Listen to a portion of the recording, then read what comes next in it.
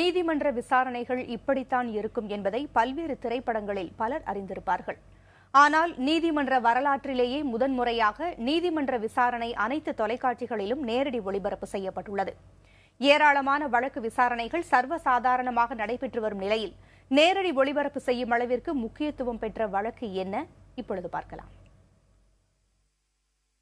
கட்டாய தலைக்கவசம் என்ற நீதிமன்ற உத்தரவை அவமதிக்கும் வகையில் தலைக்கவசம் அணிவதற்கு எதிராக மதுரை வழக்கறிஞர்கள் சங்கம் 12 தீர்மானங்களை நிறைவேற்றியதுடன் உயர்நீதிமன்ற மதுரை கிளையில் போராட்டங்களில் ஈடுபட்டனர்.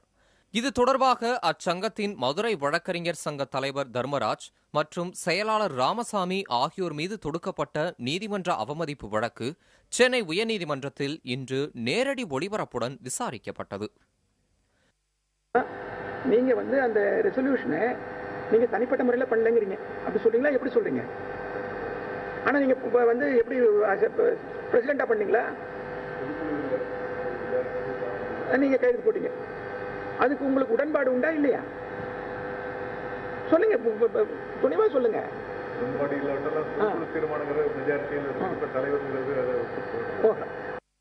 வழக்கறிஞர்கள் மீதான அவமதிப்பு வழக்கு நீதிபதிகள் தமிழ்வாணன், சி.டி. செல்வம் ஆகியோர் முன்பு விசாரணைக்கு வந்தது.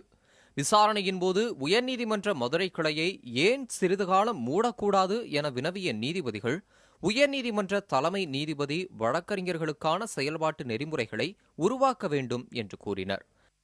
இந்த வழக்கு நீதிபதிகளுக்கும் வழக்கறிஞர்களுக்குமான வழக்கு அல்ல என்று பலமுறை கருத்து இந்த ஊடகங்கள் தவறாக சித்தரிக்கின்றன.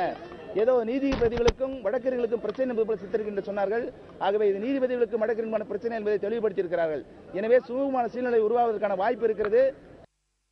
விசாரணைக்கு பிறகு நீதிபதிகள் இருவரும் இருவேறு கருத்துக்களை தெரிவித்ததா தேதி குறிப்பிடப்படாமல் தலைமை நீதிபதி அமர்வு விசாரிக்க பரிந்துரை செய்யப்பட்டது.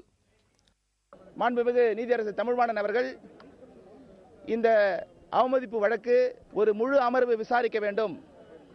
இது இன்று நேற்று நடக்கின்ற பிரச்சனை அல்ல. இது தலைவர் செயலாளர் மட்டும் இதற்கு பொறுப்பாக மாட்டார்கள். ஆகவே இந்த வழக்கை முழு அமர்வு விசாரணை செய்ய வேண்டும் என்று சொன்னார் என்று ஒரு உத்தரவு பிறப்பித்தார். அதற்கு மாண்புமிகு நீதியரசர் சி.டி. செல்வம் அவர்கள் முழு அமர்வு விசாரிக்க தேவையில்லை, இது இரு நபர்களை விசாரிக்கலாம் என்ற மாறுபட்ட கருத்தை அவர் பதிவு செய்தார். இந்த வழக்கை நீதிபதிகள் வேறு அமர்வுக்கு மாற்றுவது தொடர்பாகவும் தலைமை நீதிபதிக்கு பரிந்துரை செய்துள்ளனர். இரு நீதிபதிகளுக்கிடையே இந்த வழக்கை வேறு அமர்வுக்கு அனுப்புவதா இல்லையா என்பது குறித்து நீதிபதிய கருத்து வேறுபாடு ஏற்பட்டுள்ளதால் இந்த வழக்கின் விசாரணை 2 வாரத்துக்கு பிறகு என்ன முடிவெடுப்பது என்பது தெரியவரும். புதிய தலைமுறைக்காக ஒளிப்பதிவாளர் சுரேந்திரனுடன் வி.எம். சுப்பையா.